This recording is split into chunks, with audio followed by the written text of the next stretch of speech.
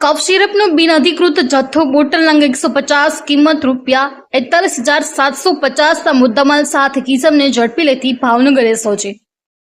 ભાવનગર જિલ્લામાં નાર્કોટિક્સ ડ્રગ્સની બદીને નેસ્તનાબૂદ કરવા માટે નો ડ્રગ્સ ઇન ભાવનગર અભિયાન ચાલુ કરવામાં આવેલ છે।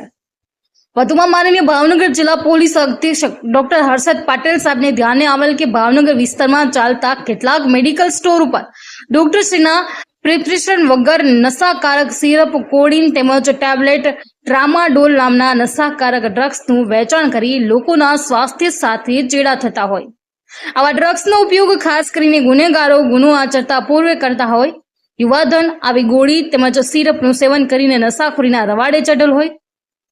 ભાવનગર એસઓજીના પોલીસ ઇન્સ્પેક્ટર ડી સોનેસરા તેમજ જેડી બારોટનાઓના માર્ગદર્શન હેઠળ પોલીસ સ્ટાફને ચોક્કસ બાતમીના આધારે પ્રકાશભાઈ રમેશભાઈ ચૌહાણ, ઉંમર વર્ષ 23, રહેઠાણ 270 ખારિયા હનુમાન પાસે, નારી રોડ, ભઠ્ઠા પાછળ, પોતાના ઘરેથી કોડીન ફોસ્ફેટનું ઘટક તત્વ ધરાવતી કફ સિરપની બોટલનો જથ્થો બિનઅધિકૃત રીતે પોતાના કબજામાં રાખી છૂટકમાં વેપાર કરતો કુલ બોટલ નંગ 150 કિંમત ₹36,750 તેમજ મોબાઈલ કિંમત ₹5,000 સહિત કુલ કિંમત ₹41,750 મુદ્દામાલ સાથે મજકૂર ઇસમને પકડી પાડેલ।